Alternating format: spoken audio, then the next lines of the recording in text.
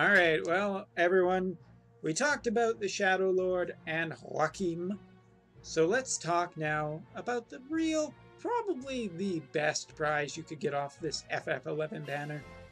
Enraged Shantotto.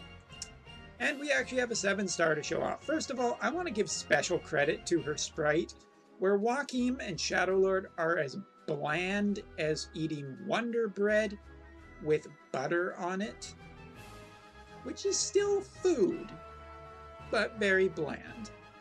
It is wonderful to see a unit with some actual personality. It's cool, the elemental orbs floating around her. And she just has general personality in her victory animation where she laughs at the enemy, and how great is that? So, to give you a look of what this one has equipped, not even max stat potted yet, so there is some room for improvement. And basically single wielding with some Shantotto equipment and some good general magic increasement. So this is a pretty strong Shantotto to look at. And so we'll talk a little bit more about Enraged Shantotto, or Shantotto 2.0, or however you want to call her. I just like calling her Angry Shantotto. Or is it Angry Shantotto? Maybe I've been saying it wrong all these years. Anyway, Trust Mastery is a 31 attack, 130% magic rod. That's pretty damn good. Skills, a 460% one-hit dark magic attack with a 50% spirit debuff and a self 120% magic buff for a turn. That's pretty good. That's actually pretty damn decent. Let's go into now her limit burst at best, and I'm going to say this very quickly. Oh my goodness, I can't even see where the max, there it is a 1200% single target 7-hit magic attack, ignoring 50% spirit, so 2400, which is pretty damn huge. Ignoring 50% of spirit, I already said that. A single target 3-turn minus 70% resistance for fire, ice, thunder, water, wind, earth, and that's it. And grants some magic abilities for 3 turns. Whew, that's a mouthful. Now, something to note is that Shantotto actually gets all original spells. And something to note as well is that they are all single target, one-hit spells. All of them. Now, a lot of them will actually cast different debuffs, like 50% attack debuffs, or 50% water magic debuffs, or 50% fire resist debuffs, water resist debuff. Anyway, she has Osmos as well, which is her only known spell that we, well, can see. And she has a lot of spells that actually stack. So a 300%, 320% one hit wind magic attack, as well as she has the same for fire, ice, lightning. You get the drift. That can get increased 100% each turn to a max of about 800%. So that's actually really, really good. Naturally, in her kit, she has a camouflage which decreases the chance of her being targeted by 50%. She's immune to silence, paralyze, petrify. She gives herself extra magic and extra MP. She has auto refresh of 5% per turn, which is great because she'll be blowing through magic really quickly. She has an awakening ability as well, kind of like Renoa, that also grants 300% magic to the next. Sorry, I got a message that new subscriber. 30% magic per use. Next action is 300% magic per use. So that's actually a little bit better, and you can use it for 8 MP, but it does kind of slow you down.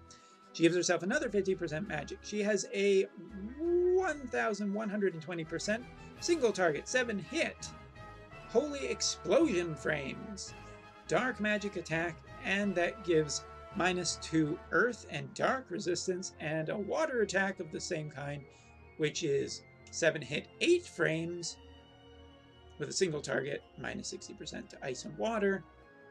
What interesting attacks she gets. Basically, her moves are anything but the same. She has a lot of unique but very interesting magic spells, and her abilities cannot be double casted, but she can both double and triple cast. When she gets to a 7-star, she can triple cast all of her magic spells, and that's pretty damn good, especially because they are all stacking abilities. She also has I'm just jumping all around today. She has a 320% AoE one-hit dark attack, self 1 turn, 30% damage reduction, and self 1 turn, so basically self units, a 1080% single target, 12 hit, 10 frames, so I guess that's like Tidus, or no, I know that's something. I think that's the aqua, or the ice spells frames. Minusing fire and light resistance, or thunder and wind. Oh my god, she has so many abilities! Just so many. Let's move on to her, one of the most ridiculous things in her kit. Available turn 1 and on a 11 turn cooldown is a self 4000 MP heal, because what unit has 4000 MP? Split over 4 turns, but still. And a self 4 turn 100%, 150% magic bonus, granting her the abilities to the same abilities that she gets from her limit burst. She gets 60% equipped magic when two-handing a weapon. And her last ability is a 40% magic increase and a 20% chance to counter physical and magic damage with a couple of abilities. Oh my god, let's reset the music. That was a lot to read. Just go to the Reddit. Let's show her off a little bit. In general, I think that she is a very powerful magic finisher, and she has some good chain abilities too. That's not my real problem with her. The problem is that her chaining abilities require her to use some of her limit burst. And the other thing is that, well, take a look at that HP. Out of every 7-star, this is almost guaranteed to be the lowest HP, biggest definition in the game of a glass cannon. Now it's interesting, but it does make her very, very fragile, and you do have to essentially give up some stuff to be using this. So just to show off her awakening ability, gets her up to 1800, which is comparable with what I've been able to do with Renoa, but in general she has lower stats and still has more room. So she's a really, really, really good mage.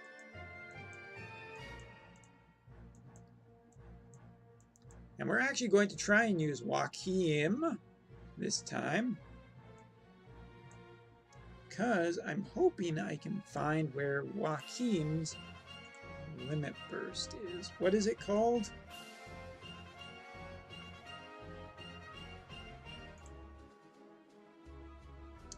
I believe it is that one. Yep. It's only giving 100%, but that's enough because we just want to try and fill some people's limit bursts, particularly this unit.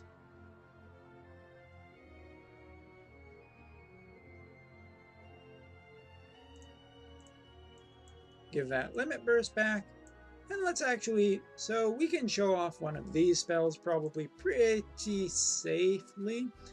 So which element should we do? Let's use Thunder.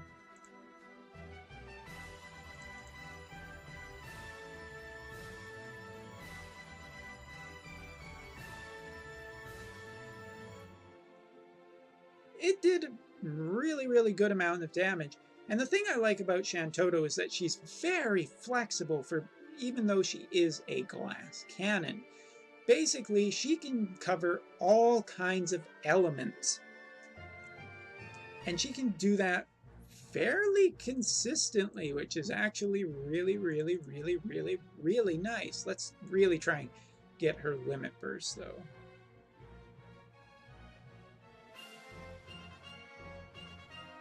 I may have been a tad too greedy. Maybe, we'll see.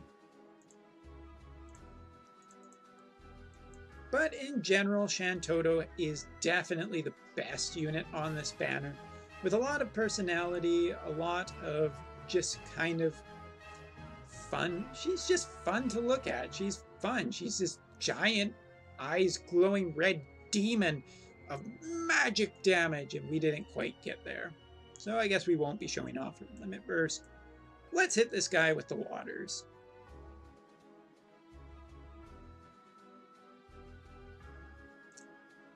The problem is that this event is not particularly friendly to elemental resistance. But what do I think about Shantotto 2.0? First of all, she is definitely has a lot of uses and probably the most flexibility of any mage in the game. She can cover all kinds of elements. She can boost herself.